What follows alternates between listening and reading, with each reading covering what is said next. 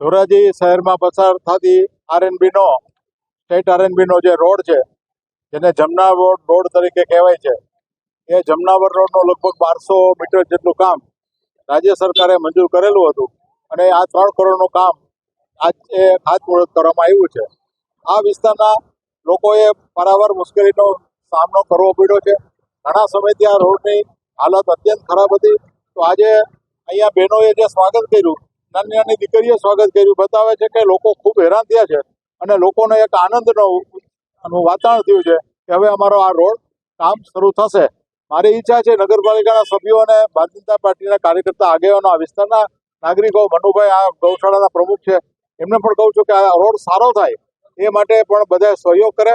અને જે એજન્સી છે, એજન્સીને પણ મેં કીધું છે કે ક્વોલિટી જે કોઈ ટેન્ડરની જે જોગવાઈઓ છે એ મુજબ ક્વોલિટી કામ થાય અને સરસ રીતે આ રોડનું કામ પૂર્ણ થાય એ માટે આજે પણ હું એજન્સી અને આરએનબી અને નગરપાલિકાના સભ્યો, પ્રમુખ બધાને શુભેચ્છા પાઠવું છું.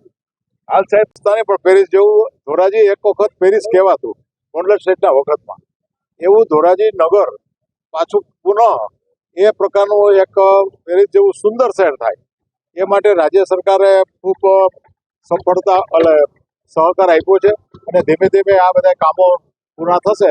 અને આ જનતાના આશીર્વાદથી અહીંયા નગરપાલિકા પણ ભારતીય જનતા પાર્ટીની બની છે અને નગરપાલિકાના સભ્યો પણ અથાગ પ્રયત્ન કરે છે અને ધીમે ધીમે થોડોક ટેકનિકલ ને વહીવટી મંજૂરી, તાંત્રિક મંજૂરીમાં ઘણીવાર સમય લાગતો હોય છે.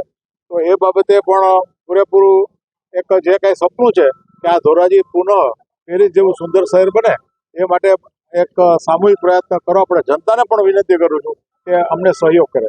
હાલ જે જુનાગઢ ઉપર જે ડામરનું કામ કરતો પણ ભ્રષ્ટાચાર તમે જ ભ્રષ્ટાચાર બંધ કરાવ્યો તો આ રસ્તામાં એવું થશે એની ખાતરી શું?